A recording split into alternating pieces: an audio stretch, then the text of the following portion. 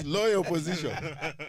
Because the opposition leader we knew is already in bed with government. Okay. That is true. Why are you laughing, bro? But the opposition leader told us that he donated 4 cabinet ministers, 4 people, his deputy party leaders, to the bread-based government. Bread-based. Can you then call him the opposition leader? You can't. When 4 of his cabinet secretaries are... This is Kenya's candidate for AUC chairmanship bid. Kenya's candidate. Yes. And Kenya, we mean government. And the leader of this government is known. So this is essentially President Ruto's candidate for AUC.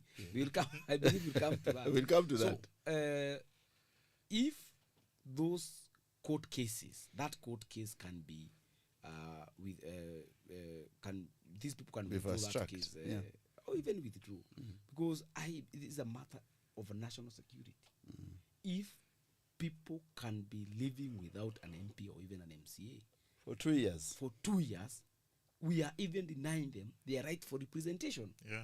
And the people should go to court and call. If they have no MP, then Brian has no right of being represented.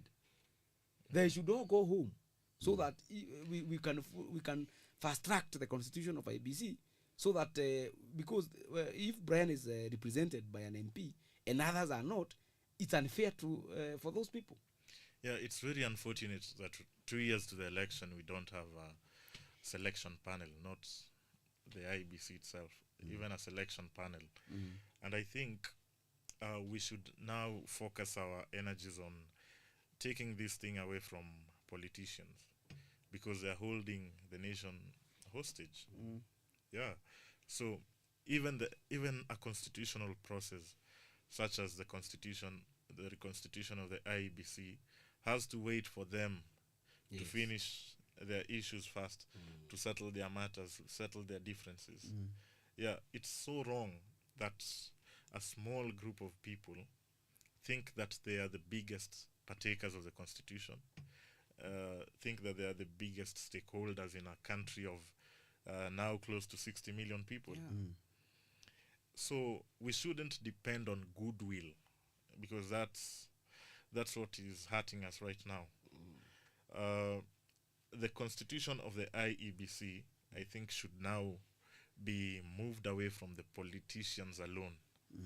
Yeah, you saw when the president changed the IEBC laws, immediately he was elected into office.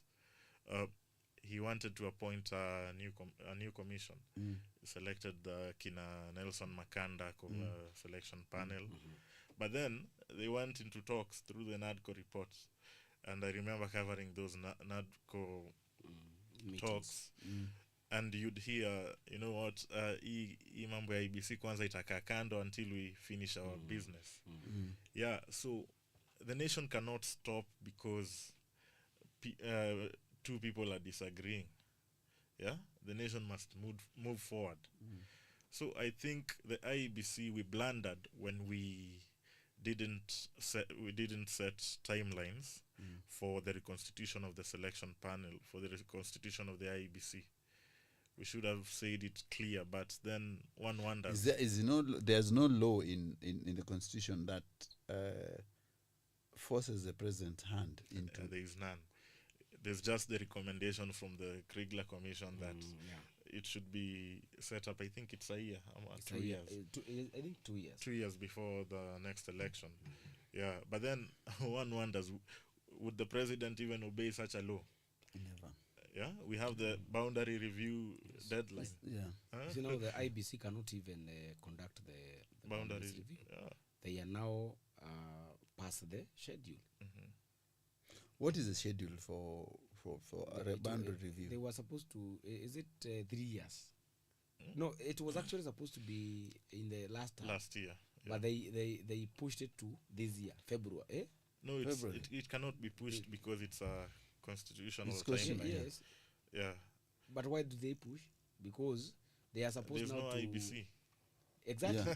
You see, so already we are living in a very interesting period, because the work of IEBC has actually stalled You see? And our rights are pending. Our rights are pending. Because politicians must first settle their differences. And then come but to the what Brian is talking about is very interesting, because he says we look for a way that we are not going to involve.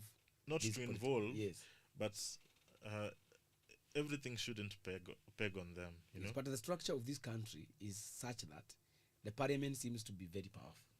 And the problem with parliament now is they have their godfathers. So if we were to look at it in a different view, we now look at the structure of our political parties. Because there is no way a political party will sponsor you to parliament. When you go there, you start exercising your independence of vote. What are you saying? You are not going to independent. You cannot independent. You cannot be independent. Kashane, but you are elected to represent the people. That is where the problem comes in. Remember, do you represent the people or your political party?